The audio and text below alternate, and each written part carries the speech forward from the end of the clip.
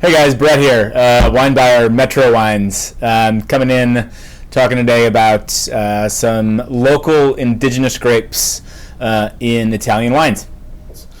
Things that maybe are a little bit new to the most, things that are not very commercial in style, things that are very indigenous to certain parts of Italy, and things that might be hard to find outside of a great little wine shop here in Nashville.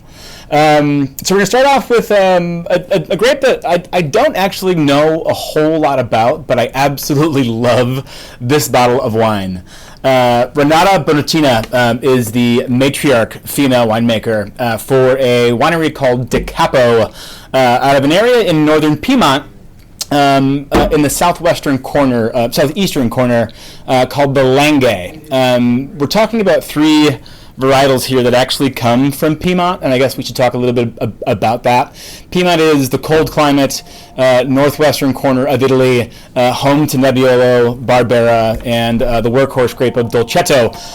So this Ruche, again, which is very indigenous to that part of the Langhe, is done in an absolutely for-the-table, for workers, for lunch with soup and grilled meat style.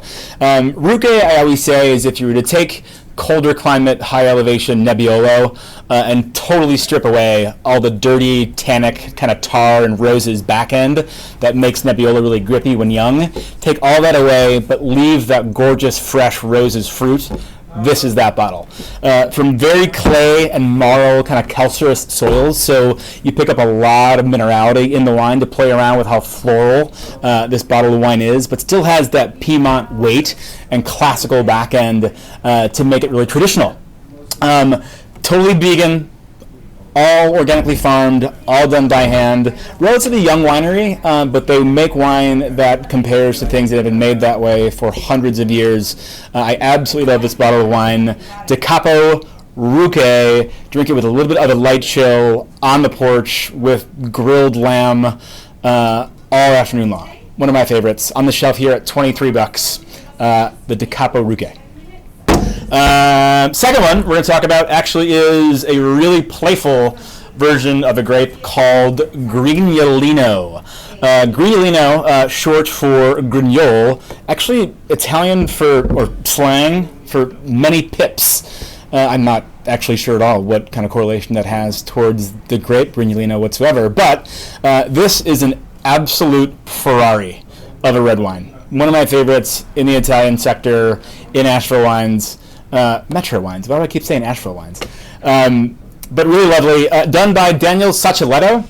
Saccoletto is pretty revered in the Piedmont area, especially in his little tiny home in Monferrato, for being an absolute legend of organic winemaking. Nothing has touched any of these vines. This bottle is certified vegan, biodynamic, and done with absolutely no sulfur added whatsoever.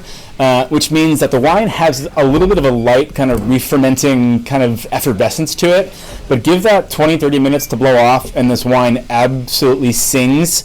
It reminds me of like a red dress on prom night that you'd waited to wear for 6 months and you couldn't be more excited about it. This wine has energy, it has life.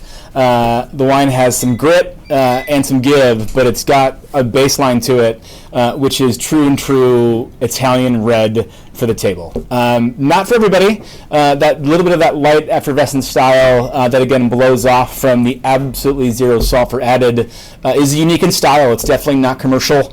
This is not an overblown, heavy fruited, no minerality red wine. There is some nuance to this in a way that I always have to kind of briefly explain to folks, and once they try it, they come back and say, good God, give me more of that Il Cornalaska. Really lovely, one of my favorites also. I think I like the Ruche a little bit more palatable, but this is such a fun bottle of wine to try something that's a little bit more interesting, that is also super classical in style in terms of being a very old original grape in Piedmont called Grignolino. 1999, Daniel Saccoletto, all vegan, all biodynamic, Il Cornalaska Grignolino.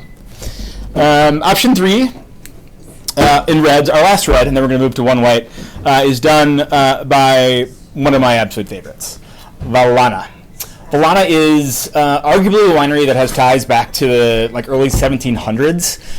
Currently, they've had 5 generations of winemaking in the family at that winery to this day, and this is spectacular.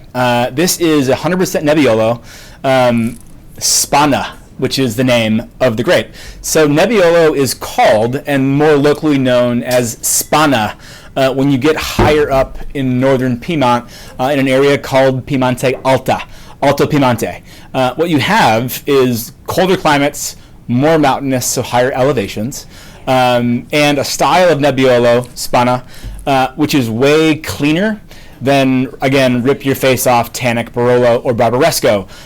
Kind of like the Ruche, it softens quite a bit, but is still true Nebbiolo at its core. So you still have that tannic grip, but it's balanced by way colder climates and way higher elevations in the Alto Piemonte. I really like wines from this area. I really love wines from an area in Lombardy called Valtellina, where Nebbiolo plays the exact same way as this Vallana. I just like to dumb down the intensity of young Nebbiolo a little bit for things that can be enjoyed right now and not held on to for 20, 30 years like you would some age-worthy Barolo. The one thing about this that I love is true Spanna, but she ages this in cement tank.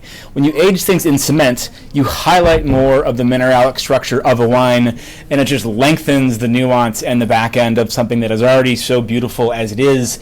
You're giving it more structure. You're also giving it more nuance with the cement tank aging. I'm a huge fan of in the more kind of hands-on, no chemical, no pesticide making wine world.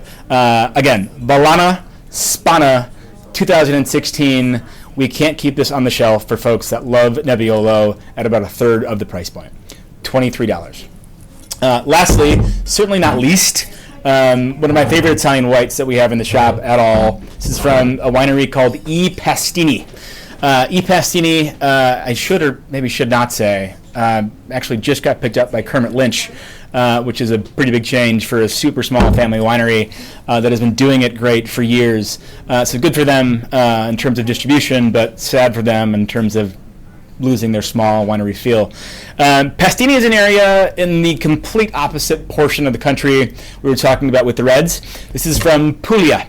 Puglia is essentially the heel of the boot in Italy. And you're in an area called the Valle d'Itria, which is in the Loco Rotondo, which is the DOP of Puglia, which is a kind of higher plateau, more focused on clay and limestone soil. But it's an area that is still very influenced by the sea. This grape, Verdeca, again, is an extremely indigenous grape, unique to that area, that also has some kind of cousin ties to Verdicchio from the Marche. I always explain Verdeca as if you were to be Sauvignon Blanc from a clay and limestone soil that you would then let lemon river water run through, age it in steel, and give it an electric kick. This is what this Verdeca is. We absolutely love this wine. For sub $15, probably one of the most classical, well-balanced, and traditional white wines from Italy that you can set next to anything. Put it next to a bright salad, put it next to grilled meats. It'll stand up to just about anything. And when cold, on the deck, under an umbrella, under the sun or rain, it's so delicious. Plenty of this here in stock. Come get it. We bought a lot of it because it is that good. $14.99 I Pastini Verdeca. There we go. That's the lineup of some of my favorite Italian varietals that are more of the unique or indigenous structure.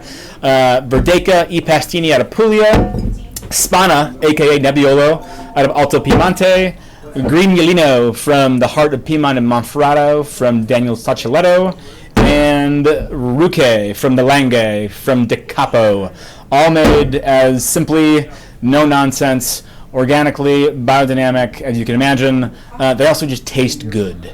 So there we go. Thanks again. Have a good weekend. Back to your leisure activities. If you need anything from us, give us a call. Again, Brett from Metro Wines. We're here to help. Thanks much.